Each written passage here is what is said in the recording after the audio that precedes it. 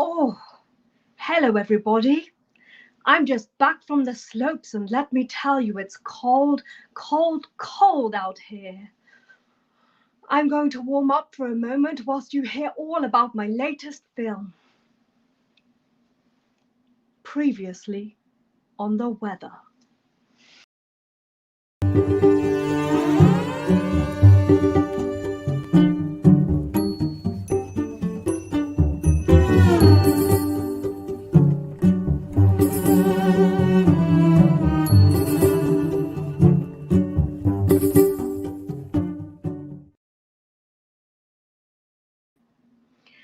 Oh, that's better.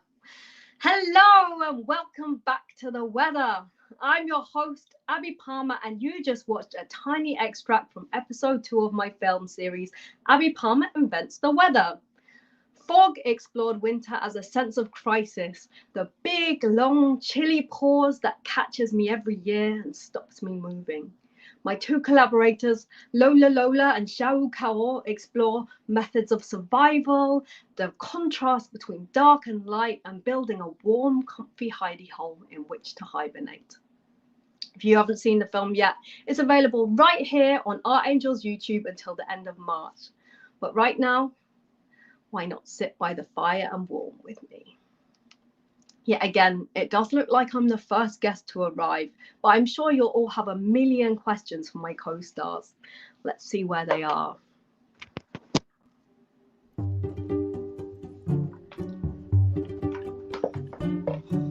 Okay, so I actually don't know where Lola and Xiao are today. They've been very curious about what's been going on. They're starting to get the hang of this TV malarkey.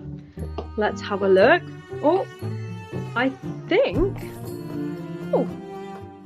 think I might have found one. Oh, but I forgot my microphone. 1 second. Take you back on a little tour. Do you want to see backstage? Looking good. We've come a little bit closer today. I had a little sign here that said pick up mic. Pick up mic. And did I? Did I not? Let me go and find these cats. Oh, there's a little lady. Lola. Do you want to be in an interview? Hello, Lola. Hi, Lola. Lola. How do you feel about fog being a metaphorical space? She's not terribly keen, is she? It's like she's sick of the paparazzi. Lola, do you want to tell me how you feel about do you want to tell me how you feel about collaborating with humans as well as animals? She does not. Okay. Not a chatty catty, is she? Let's see if we can find her sister.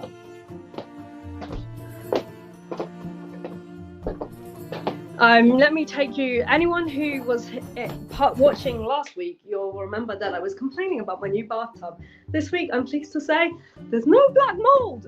Very exciting stuff. I'm sure you've all been tuning in to find more about that content. Let me take you over here. I'm going to show you a little area. This is Lola's play den. This was where she was just a minute ago. She's really sad that this project's over. So every day I go for a little bit of a walk and bring her back a stick. And as you can see, we've got quite a lot of sticks now. And this is her favourite fish. We call it Mrs. Fish. Sorry for gendering you, fish. Okay, let's see if we can find Xiao. I think I might know where she is. Xiao. What did you learn about winter from this existential movie? So, did it feel disappointing to you that a film entitled Fog didn't really have very much fog in it?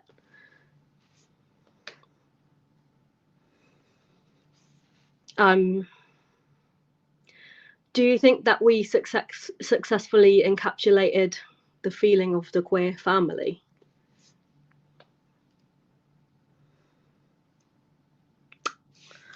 Huh.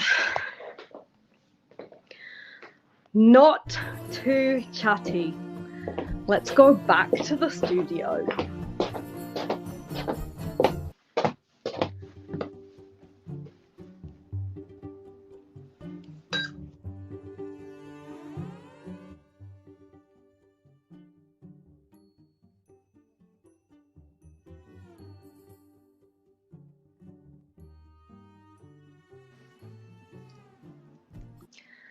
Well, hello again, my friends.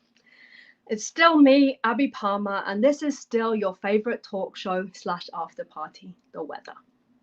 Right now, my collaborators appear to be fairly incommunicative, but what can I say? I had a feeling this might happen. This week, you're in for a double treat, but with one but not two very special guests. Instead of telling you how we met, let me tell you about this wonderful moment 3 Thursdays ago, where I met up with artist number 1, numero uno, in Soho for a platter of sushi and gossip. And then together, we went to the Soho Theatre just around the corner to watch a show in which artist number 2 emerged from a chrysalis wearing a giant nappy and began headbanging to the song Pretty Fly for a Larvae. For that brief moment in time, we were all together and it was wonderful. I'm delighted it's happening again so soon. So let's give a big weather welcome to the artists Sop and AnDrea Spisto.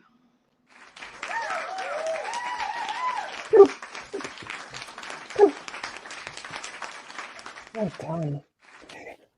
Hello. Hi. How's it going, everyone? We've actually got a third special guest here. Is that Pat the cat? So It's Pat the cat. She apologises for her feline friends being so quiet. Yeah, well, one of them is just going to the toilet in the cat litter box in front of me, so that's also. When you gotta go, you gotta go. There's an opinion there. It could be. That's true. I thought maybe we could start by doing a visual description of ourselves for our audiences. Is that okay for everyone? So maybe Dre, would you mind going first? Yeah. So I have dark black hair and really bushy eyebrows. I've decided to put some blue lighting in the room so my face is kind of saturated, so it looks kind of blue and orange. I've got freckles, a bit of a mustache, which I've been growing and I'm very proud of, and a bright orange top. Thank you. I have really been admiring your mustache recently. I'm thinking it looks great. Thank you. Sop, would you like to go next? Yeah, so here I am. I tried to make I'll talk about the background first, but I tried to make fog, but make it spring and jolly. I am a white-skinned person with red short hair and a t-shirt, with a rude t-shirt, Madonna, and a little polo neck, yellow polo neck. And Patty back. Patty is the most beautiful member of this party by far. I mean, we're all stunning. I don't know. You look pretty fabulous, Abby. Thank you. Well, let me describe myself. I am a light-skinned white woman with a white fluffy hat on and a white fluffy rimmed sweater with very sparkly earrings that are like shaped like little hearts with dangly bits. Behind me in the background, there's a lot of plant pictures and a very glamorous pink chaise-longue. And my makeup has been designed as if I had been hitting the ski slopes and got sunburned. Ski slopes? Pardon? You haven't been on the ski slopes today? Oh yeah, no, sorry, it's an optical illusion. Oh god, I hope that hope disability benefits people don't come after me being like, you've been skiing, missus. And with those diamond earrings, how can you afford that? Yeah, clearly we're giving you all too much money. And just a reminder for the audience, if you have questions for any of us, you can ask them on YouTube via the comments thread or on Twitter via the hashtag Abi Palmer invents the weather. We'll be answering questions at the end of the show. But I feel like we've got off to a good start. It was nice to see you both the other day. Yeah, it's been nice to see people in real time out in the world. Thank you so much for coming to my show. It was definitely felt really good to have you both there. So yeah, it was an eye-opener. I wanted to ask, what does it mean to be a larvae? What does it mean to be a larvae? Yeah. What do you mean, like related to my show in general? And life, I think like it would be really great for the audience to explain, so something that I think connects all of our work is this sort of sense of like hibernation sometimes, and like, are we emerging? Where do we fall? And I wondered if you could explain to the audience what being a larvae has been for you. Okay. Now I know. Okay, so basically, I mean, caterpillars are they're larvae. They're babies essentially, before they kind of mature and they become butterflies. And when the pandemic happened and I went through all of the deep, intense suffering that we all went through, and depression and kind of dealing with all of those experiences, I was wondering about what it would be like if I was a nobody.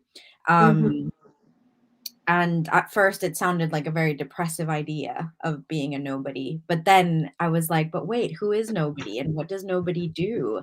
And nobody cares, so I started realizing that being a nobody, as opposed to this pressure that we have in this capitalist society to be somebody and constantly trying to become or better ourselves, or we're going to get better, or you're going to get fixed, or you're going to get sorted, or change is going to happen in a way where it's going to be better than what you are now. And I wanted to kind of go through the other side and explore what it would be like to actually be a nobody, and what joy I could find in that. And I was developing an installation, and in the installation, I made this chrysalis, and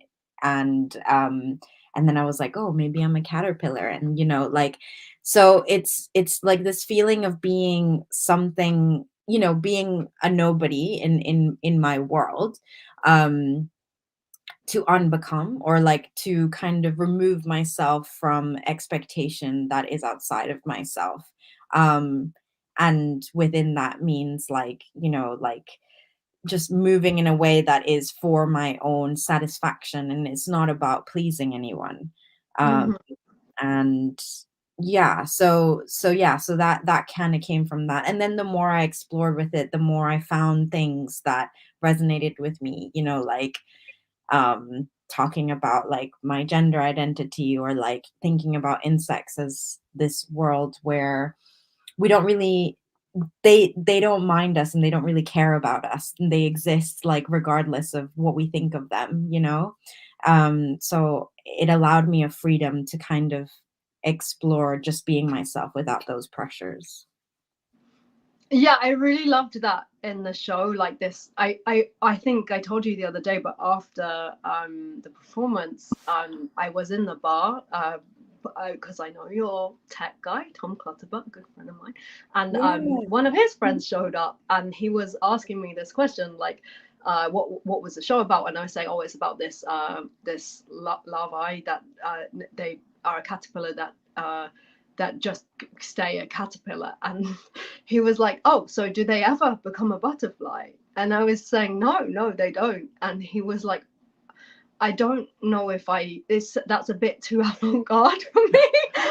Just process this experience of of it not having this climactic ending, and it has an ending. It's like it has a climax, but it's not the ending that I think the point where it subverts and you realize this is never happening, you're never becoming that butterfly, for me is a point where I start to feel a bit like it feels very liberating. I don't know. Yeah. I love that. I love that you just stayed there, because you were expecting something to the big kind of, I mean, you ended it with a big kind of send off, but it was, I loved just like staying in that like, it's not like you're not growing, but you're just being. And the reason that like the caterpillar butterfly thing is so helpful to subvert is because we are obsessed with this journey, you know, like, and it's also like the way that we're also obsessed in our society with the hero's journey, you know, like, you know, that the hero or heroine is going to go and like they're going to beat these things and afterwards they're going to be this hero. And for me, I'm like, what if we kind of look at it from another perspective, or like, you know, what's in between that? Like, you know, how can I open that up and like see what's like kind of crawling inside of that? And I'm interested in that. And I think that's also something that all of our practices have, you know, like that we are looking kind of in between the cracks of things, and our perspectives are like at an angle, so we're finding things that are kind of outside of what we're expecting, at least. Like I don't know, I've been talking to my friend a lot about like the idea of I think it comes, I might be wrong, but I think it comes from a film called Black Poirot, where the artist I think this is what my friend was explaining to me. The artist explains that like so much of television feels really colonial because it always comes it always has to, like, even when it's not a detective show, it always has this kind of mystery in it where it's trying to get to the core of the thing, and you're always like trying to scratch the surface and be like, what's the one truth that we're getting from this visual journey or this experience? And like some of my favorite TV shows are made by more marginalized communities where that doesn't happen, and it's so rare, but every now and then you find a comedy or a TV show that kind of pushes you sideways and doesn't have a storyline in that typical way that we're like season to expect. And it does something, it feels so, I don't know, like Sop, you and I talk a lot about the term access intimacy and that feeling of like being safe because you don't have to explain yourself to that other person, and that always feel like to me. It's oh wow, to access intimacy, thinking through the TV show. Whoa. I was just thinking about I hate that I have to, I'm like, so what's the thing that's going to happen? What's the thing that's going to happen? You know, I absolutely hate it. I really despise it in myself. Like this has to go somewhere, but that's TV. Access intimacy. I mean, I think that our friendship is an absolute example of that. Just going in almost immediately being friends, because we come from a level of understanding about our position anyway, and we don't have to do the laborious explaining or over and over and over. So I see access intimacy almost as a not a shortcut, but you're just arriving on the same platform already. So you in a way, access intimacy makes intimacy quicker, I think, between people. I've completely changed the subject now, but you got I think that's great. It does make it quicker, I agree. Yeah. I mean, I did say that we should be friends, and you graciously accepted. But it's something which is one of the best things about being friends with disabled, chronically ill people for me. Yeah, so like access intimacy, if I haven't explained, I don't know, I don't think I did a very good job of explaining, but for anyone who hasn't heard that term, I think it's coined by Mia Mingus, and it's the idea that that like when you meet someone, like I was saying about in watching a TV show, that's not making you explain. When you meet someone that you don't, I think actually you did explain it quite clearly, but like when you meet someone that you don't have to explain your access needs to, and they just accommodate them without asking, it feels like this. Yeah, because you're used to thinking in that way, and you do that very well, actually. In fact, I am disappointed that I didn't take up your offer of a ride on your wheelchair up to the Soho Theatre through the streets of, I think is it on Dean Street or something? But because I needed to. Bring a skateboard. Yeah. But yeah, you can still have a ride. That's fine. Oh yes. Okay. Maybe not through somewhere so busy and. For sure. We'll do it in the park. I was gonna ask as well, like, so Sop, your project that you did over the pandemic, part of the pandemic that people call the pandemic, was the den, and that was also like in my film about making a den of your own. I wondered if you could explain a little bit about that for. Sure. So in a kind of a huge panicked flurry, right at the beginning of the pandemic, I moved super quickly because I knew that I would have to shield. So and where I was living, I couldn't really do that. So I moved super quickly, and I kind of arrived here, where I am now, and it's next to a wood. But because I wasn't really supposed to be going out, and it was that stage where we didn't know how dangerous or how this virus was going to act, really. So it was pretty terrifying, obviously. And as a kind of resistance to it, maybe, I decided to, and also because I couldn't sleep, I would visit the wood, which is just there, at dawn, and just explore where I was. And I was incredibly surprised when I decided that it would be a good idea to make a den, because I haven't made one since I was a kid.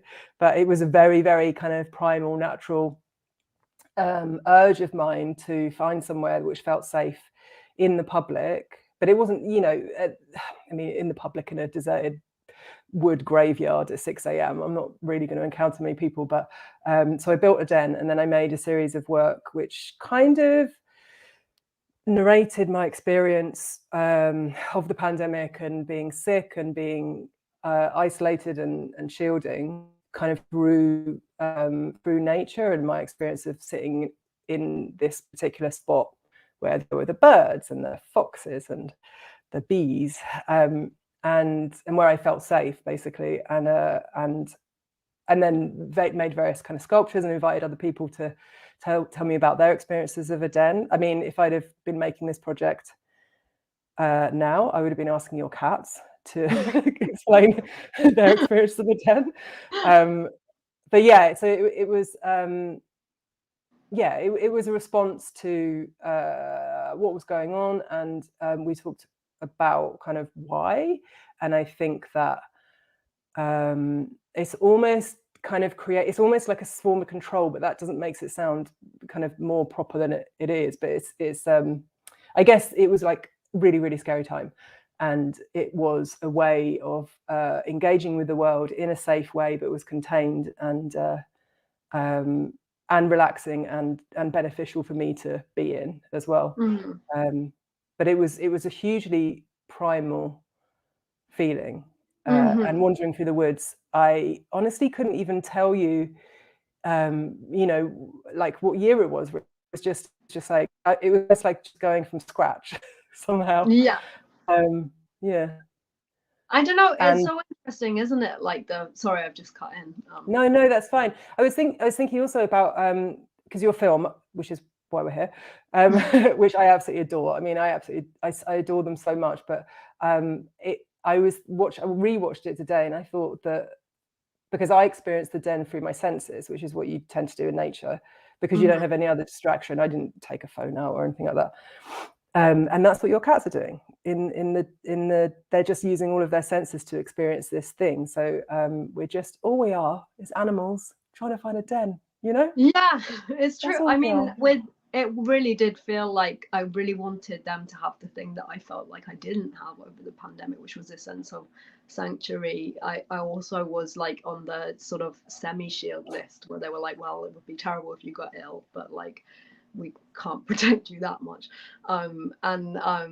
And it was such a scary time, and I felt like I'm not ready to go out into the world yet. I felt really lucky that Artangel commissioned this project where I was allowed to just sit and build these small spaces for my cats, and it almost felt like in the absence of being able to reach in nature, having these like small boxes felt like a space that was just big enough for what I could control of my own sense, like creating the smell of winter in a box the size a cat size box. It felt like this, you know, there's this idea of like small world play where like what that kids do where they play with dolls houses and stuff, and I think that I needed to go into that kind of childlike space and remember that sense of wonder but that's what why kids build dens, you know, to have some kind of small world play, actually, where you learn about the world through your own your own little tiny little safe environment. So that makes perfect sense.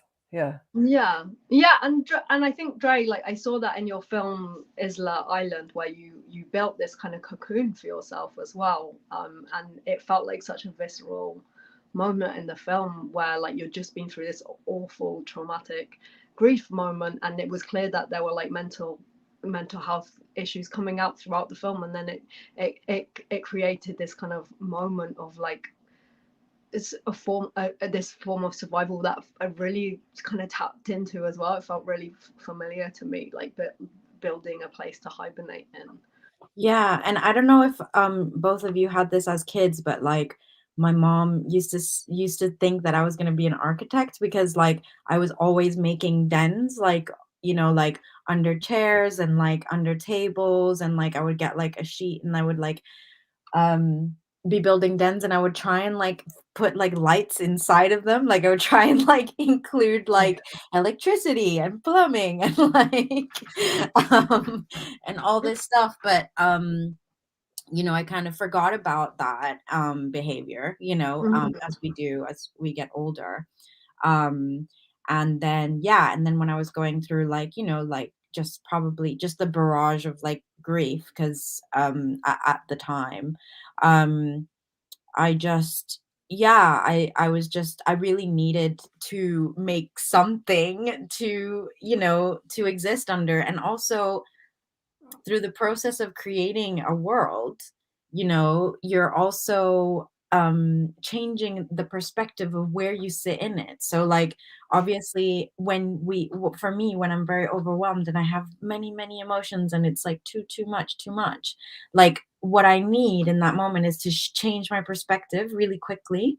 So like when we create smaller worlds, it allows us to like pull out, and it allows a space between us and whatever is going on, because we've created something outside of ourselves, just for a moment, or like, for however long it is that we need that time. So yeah, I think it's an important part. My process as an artist is my process of trying to live in the world. Like that's why I do the things that I do. I'm just trying to figure it out, and so every time that I make something, it's just because I'm trying to figure out how to, how to make it better for myself, or how to change my perspective. But yeah. Sorry, I keep being the one to respond. I feel like there's three of us here. Like, if you want to cut in, feel free. Sorry for. I guess I was thinking about that, and the like need for wildness, and why I feel like sometimes that need for control and like grounding, and the need for wildness and the non-human feels really important. Play as well. I'm rubbish at play. I think that building the den was about the most play. I used to be much better at it, but I was just thinking how all of our projects, a play is like a huge element of it, which is delightful. Yeah, it's so I think it's the most important thing. Like whenever I think, oh, I don't have time for this, I'm too like whatever I'm doing is too important to play. It's exactly when I need to play. Yeah. It's sort of like the constant. I feel really lucky to have had like it's almost 2 years now that I worked on this project with the cats, and to have had that period to kind of get to know like the seasons, get to know how they change, and to play with them like. And just because the filming has stopped, like the collaboration hasn't, they still want that interaction. And I think having that moment where you sort of step outside of yourself, I'm still thinking about the conversation last week with JR, where if either of you watched it, where she showed me this rock that was 340 million years old, and honestly I didn't even know the world, I thought the world was about 3 million years old. I'm quite embarrassed, but it's really, I knew it was older than Jesus, but I went to Catholic school and I didn't know much more than that. And so, but it was really nice to realize, like, oh, that, like, to zoom out that much and understand everything we do is like actually so insignificant, that or to zoom in and look at the tiny little details of like of the natural world, or to zoom really out and think I'm actually just a speck of dust. Both of those spaces are much more comfortable in a way. Yeah, For sure. yeah, definitely. Oh, It's that middle bit that is bye. a bit weird. Patty's gone. Yes, it is that middle bit that's a bit weird. Yeah. I wondered if either of you wanted to talk about your relationship with cats, if we've got time to discuss that. I'll go first real quick, just because Yeah. just because I think it's the right order somehow.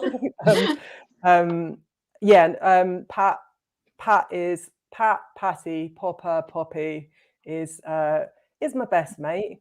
We have she brought me through this horrendous last couple of years, and what can I say? She's the feet, I think. But yeah, sorry, that's not very deep or profound, but she's I have a really, really, really super strong connection with my cat, and I'm really grateful that I live with her. It's just me and her. It can be a little bit much sometimes. She's a little dependent and yells at me quite a lot, but I love her. And she loves me. And she was making a den. She makes dens for herself all the time. She's always under a bloody blanket or whatever. But yes, I watched your film. Well, we showed the films on the same online show, didn't we? Yeah. First Place Arts. But yeah, I can't. Yeah. Over to you. I know.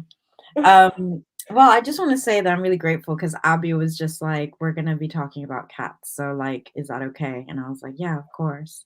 But basically, for anyone watching, when I started making my film, Isla Island, which was basically about me going through some mental health stuff, like during the pandemic, in a kind of documentary way, as if I was like a celebrity, like Taylor Swift, who documents her life, and puts it up. But so I was doing that. And in the process of that, me and my partner had gotten a small kitten. And I've had cats my whole life. My mom, when she couldn't really like express my behavior like as a child, and when she had like some difficulty dealing with like how I was, and like, as a small child I didn't want to hug my mom, and like there was like lots of things relating to some autistic people have traits like this, but she would just call me a cat. She would say like, oh, you're just a cat, you're just a funny cat, to like describe like some behavior she couldn't really understand. And throughout my life, our relationship is really connected through cats, basically. So I feel like cats are a way in, really, to others sometimes, like to connecting with other people, and it's helpful for me. But yeah, so we got this little kitten, and I adored her, and like we would spend, all time together. and we called her azúcar, which means sugar in Spanish. And she was like our everything. Like I would spend so much time with her. And through the process of filming, actually one of the reasons, basically, she was inside because she was an indoor cat, and me and my partner had different ideas about whether it was okay to have cats indoors and whether it was not, because they weren't experiencing the outside and all this stuff. And through the filming, we had her for like a year, and then at one point, she got outside and she was run over by a car. And I like the grief of it was like, it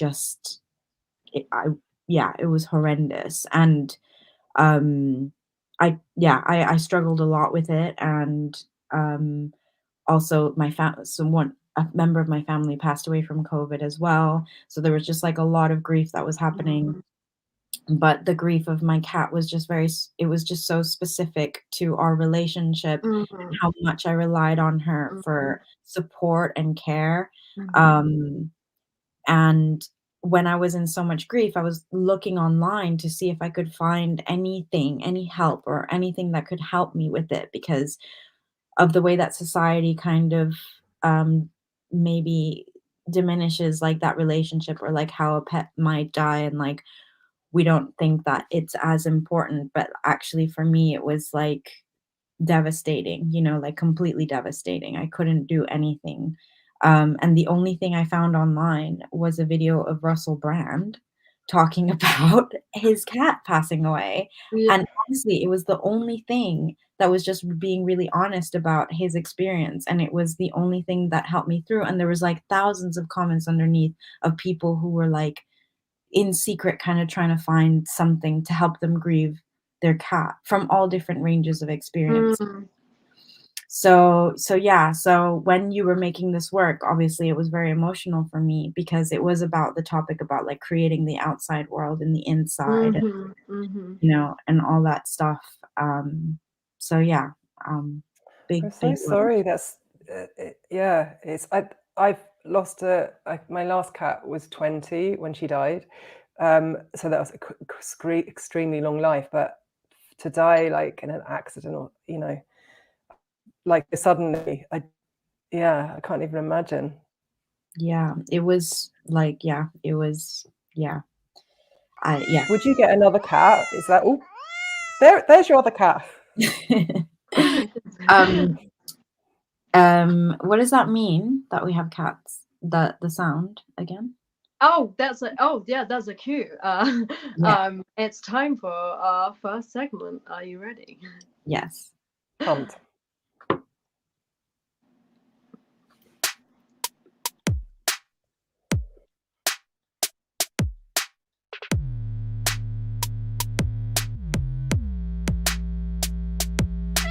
Show your pets the weather. Show your pets the weather.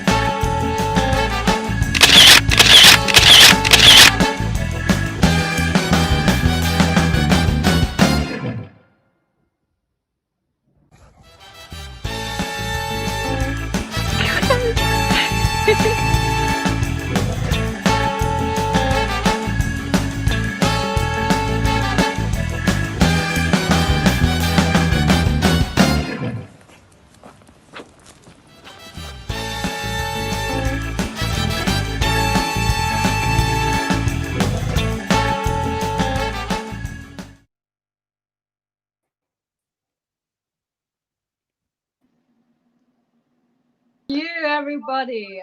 That little segment was Show Your Pets the Weather, the part of the show where you, the public, get to join in the fun of showing your beloved pets the weather. Thank you again to everyone who sent pet videos my way this week. It is always a delight. Did anyone have a favorite pet of these? The horse? Yeah, Sadie the horse. That's a good one, right? There was also that, like, there was a cute dog that was really annoyed at the rain. It was like, oh yeah, Stanley the Chihuahua. Yeah, that's Charlie. Stanley's Fitz. famous. Yeah, Charlie Fitz's famous dog. famous dog. Yeah. Oh, Well, it's a dog that I know from the internet. So. Where's the horse? Oh, did you hear that sound? That means it might be time for our next segment. Are you ready? We just keep the fun coming.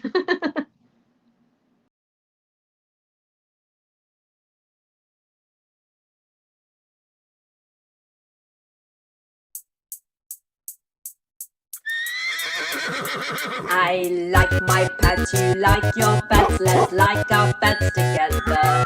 And now it's time to show my pets, your pets being shown the weather.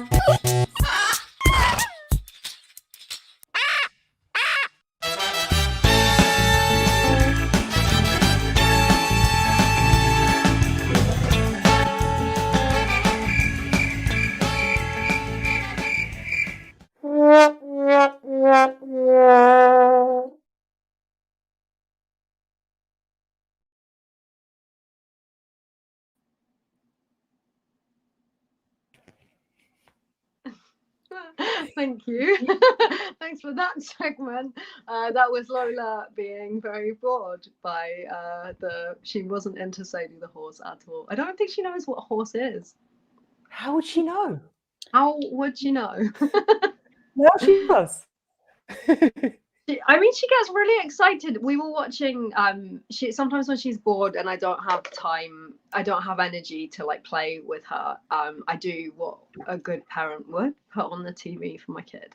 So I put on cat TV, and there's like this little show she really likes about mice. It's not really a show. It's just a footage of mice in a hole. And she started doing this thing where she jumps up and puts her little paw on the mouse. Onto the stage, onto the screen. It's so instinctive, but also so delicate. Like, it's very, very sweet. I tried to show Patty. Hang on a minute, Patty, showing the pets. I don't know where I am anymore, but she wasn't interested either. It's just too conceptual for her. Yeah, it's conceptual. Lola did watch footage of herself watching some TV the other day, and I think she recognizes herself. She was quite No way. Yeah. She recognizes herself. I think so. Like, she's always been quite interested in her own reflection, but it's hard to say, is it recognition or is it something else? Yeah, it's really interesting. She's a star. Yeah, she just knows. I mean, she's very pretty. Like, if you look that good, you'd recognize yourself too. Exactly. So we have some questions from the audience. I think we can start with Sop's question to Dre, which was, would you get another cat? Are you thinking of getting another cat? So, well, basically, there's a cat on my road who is not being looked after very well by the person who owns it. However, the whole road knows about this cat and regularly checks in on it, gives it blanket, gives it food. And I've also addressed this to check in on the cat with people, and they've checked with the owners, and the owners don't want to give it away. Mm-hmm. This cat is an icon. I've called him Trash Kitty because he is gorgeous. He's got like so much hair, and he sits on the trash, and he's so loyal to that house. So I've started a relationship with this cat where, I check in on Trash Kitty every day, Mm-hmm. and check that it hasn't got fleas, and like make sure that if it's really cold out, I see if it's like outside or like what Mhm. it's got to do. So yeah, it's kind of like a bit like of a cat that like the street is kind of watching over. And every time I pass it, someone else comes by and is like, tells me something about the cat. So like it's kind of that cat is like connecting me to people in my road. So I think there's something really special about that. Yeah, and I'm just gonna keep exploring that relationship basically. And also like what is it? I mean, in this country, obviously, the way that we have pets is that we own each pet and we take care of each pet in our Mm. home. But there are other countries where pets kind of like in Turkey, for example, or in some places in Greece where pets are kind of taken care of by the community in different ways. So yeah, it's kind of interesting to see what it feels like to kind of be a friend with a cat, you know? Yeah. That's There's, so beautiful. I love that. Sorry, there's a so big go cat ahead. called Oscar who roams around where I live and goes for miles, but goes into different people's houses. Can't come into here because there's a cat, but the ones who don't have cats, this has got made. There's tuna over here at number 5. There's some biscuits. Legendary. I Great. do think it's a really interesting thing, isn't it? Having like, it is really interesting that we have such an extensive ownership of cats in this country and ownership of animals in general. And it's so sanitized. If you have cats on the street, people call animal control about them. And and yet we have these like this horrible housing situation where it's hard to own a cat if you're a renter. It's our cat isn't really supposed to be here. Although they changed the law a bit during the pandemic, but I think it comes back to this problem of like lack of access to community. That why we sort of have this craving for like a pet of one's own, a den of one's own, spaces to hide our own gardens, because we don't have access to public space in the same way. We don't own the space collectively. Yeah. Oh, Florence, age 6, is wondering, when did you fall in love with cats? I am gonna shoot that at Sop first of all. I first cat when I was 19 or 20 or early 20s or something. I wasn't allowed to have them when I was a kid. And then the moment when I realized, because I wasn't living at home, and I was like, I can get one now. It's me. I can get one. That's fine. Yeah. And that was just the best day. And I've never looked back. I've always had a cat. So late on, I would say. And I don't think I was friends with any other cats actually until then. Yeah. What about you, Dre? Oh, you said early on in your life, right? Yeah, my mom had cats like when I was born. So like there's pictures of me as a little baby, like with hanging out with cats. So yeah, since I was a baby, Florence. And you were the cat, yeah. And I was a cat as You well. were the cat, yeah. So perfect. I went to therapy when I was a teenager for a cat phobia briefly. I saw one peeing out his bum. I didn't know what spraying was while I was doing my paper rounds. I was horrified, but then also I think it was like coming to terms with my dad had a really beautiful cat called Bagheera, and then he went to live in America for a few years, and the cat had been really bullied by some other cats and had to have some surgery. And when he came back, the cat was really aggressive all of a sudden. Had been really friendly, and then he was really aggressive and wouldn't take an approach. And my younger siblings were very young at that point, and so he was quite jumpy around those. And I think it like threw up a lot of like, I don't know where I fit in the world, my sense of belonging. And now I understand that the cat just needed space, and actually he became a really friendly cat again once we gave him space. But I grew up with a lot of dogs in my home, and it took me ages to understand that there's something really powerful about a creature that comes to you when it wants to, rather than, I mean, I love dogs too. I'm like all the animals. I'm like a little sucker for every single creature. But it was interesting to kind of have this experience and realize that the cat being able to come and go as it pleases is a privilege, not just something that it's doing, but to you. You're not the center of the narrative here. Yeah, and being chosen by a cat is the absolute best. Oh, It's unbelievable. yeah, you feel like you've won everything. Like that trust. Thank you, Florence, for that excellent question. I really, really am very happy. Yeah, being chosen by a cat, incredible. Feel a bit like a weird master criminal because I'm just here stroking a cat like the whole way through.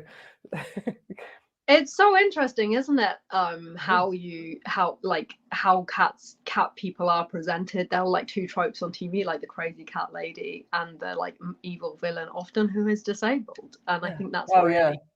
And where are the cool guys just who have cats? You know? Yeah, right here. I think that it's one. I genuinely think it's a thing about a fear of like when you prioritize a cat. Like I talk about cats as part of like a queer family unit, like that they're like centered in my life in a way that like taps into something where I haven't chosen a normative route for my life. I think it feels really.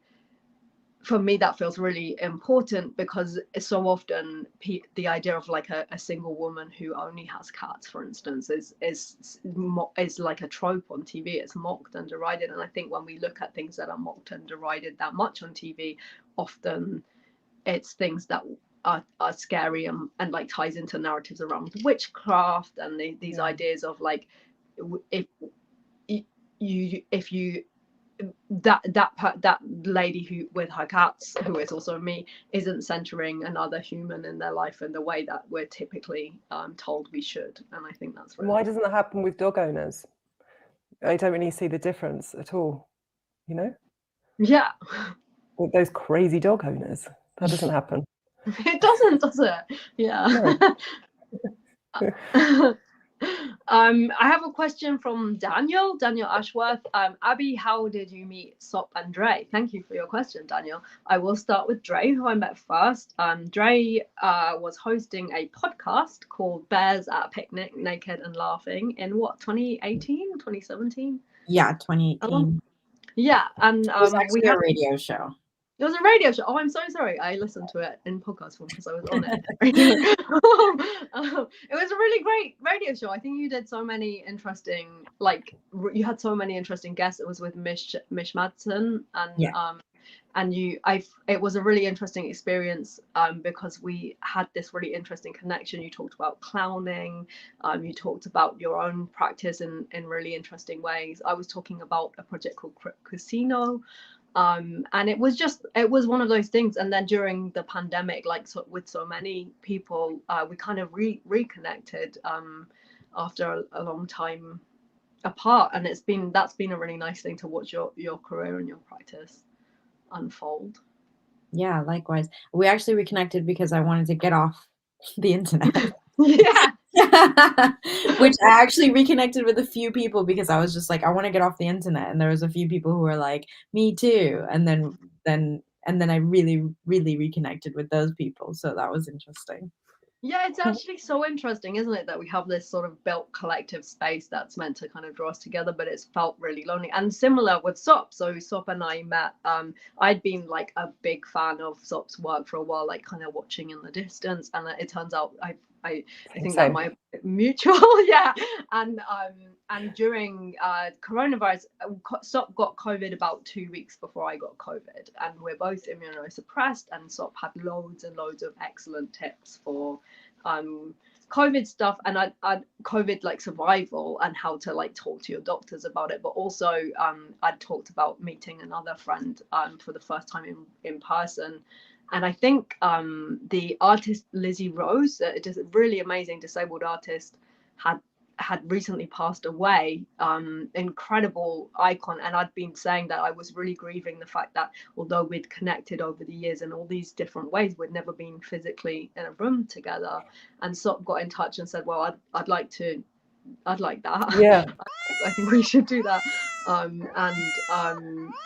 And so, yeah, we started leaving each other voice notes and then meeting in person. But in both cases, it's a situation where we were trying to get off the internet, really, wasn't it? And meet in a physical space. But even though I did meet you through the internet, so I have at least that to thank for it. But I'm not a huge fan anyway. Yeah, huge fan of you. we've done quite a big job, all of us, of trying to like log off of Instagram, haven't we? Like, I think. Yeah. It's just so hard. It's like Mhm. go on and off, and I think sometimes it's good to just remember that, like, it's not everything, it can feel like that sometimes. And especially if you're an artist, like, people rely on it so heavily to look at your work or like just see what you're up to. Mhm. So that's why it's great to have these talks and things like this, because it allows people to come together and find other ways to find other artists. Yeah, other ways to reconnect. Which brings us neatly to the end of the show. Dre, how can we find more about your work? You can look at my website, which is at AnDrea Spisto, www.andreaspisto.com. And you can also, that will be probably the best way, because sometimes I am on social media and sometimes I'm not. So my website is definitely the best way to find my work. Mm-hmm. And thank you. And Sop, where can we find more of your lovely work? You can find it, all of the Den stuff, actually, all of the projects, all of that on sop.rest. Very simple. That's the website. I think they meant it for restaurants to use, but I thought it was hilarious. So sop.rest. It's the best place to a den of your own right on the internet, little resting space for us all. Exactly. Thank you so much for being such excellent guests, both of you. I wish we could talk for another 2 or 3 hours, really. Let's do it. We can. Yeah, carry on. Thanks, viewers. You can join or leave. I'm going to do my spiel now, which is a reminder, if you do want to catch up on my film series, Abi Palmer Invents the Weather, episode 1 and 2 are out on Artangel's YouTube channel right now. Episode 2 is about building dens as well. So if any of this content has felt appealing to you, you know where to look next. New episodes are released every Tuesday for the rest of March. Next Tuesday, we're back with episode 3, Light. It's my personal favorite because it's got a disco ball. Then join us for the after party right here on this little couch on Thursday, 7 p.m. Greenwich Mean Time. Next Thursday, we will hopefully be joined by the incredible Gabriela de la Puente to talk about rest, isolation, and manifesting a better world. Let's hope she recovers from COVID. Everyone pray for Gabriela. Come and join us and tell all your friends. Until then, don't forget to show your pets the weather. I wanted to say some thank yous. Thank you so much to Artangel for commissioning this project, and thank you to Tank TV and the World Weather Net for hosting it on their channels over March. Thank you, Marina Dorites and Michael Morris, for your excellent production skills, and thank you so much to Lily Max Hager for another excellent week of pet show reels and your incredible tech support. The wonderful Nick Murray, thank you for your title and outro music, which you will all hear here. Nick's responsible for all the compositions and beautiful sound in the weather series. Any other sounds in this program, the 2 jingles were written by yours truly, and I think they're masterpieces, if I say so myself. Everything else is stock music, so we don't need to thank those people. But I am thankful, stock music makers. I am thankful. I just don't know who I'm thanking. I'm just grateful to exist, and it is really good to have you there. Thank you to Mia Maxwell for styling my gorgeous outfit today, and thank you to Faye Carla for making up my beautiful face. My cat collaborators were as antisocial as ever, so no need to thank them, but a massive thank you to you, the audience, for tuning in, and a huge thank you to our special guest Sop and AnDrea. That's awkward clapping from me. I'm so grateful. I'm your host, Abi Palmer, and this has been The Weather. Goodbye.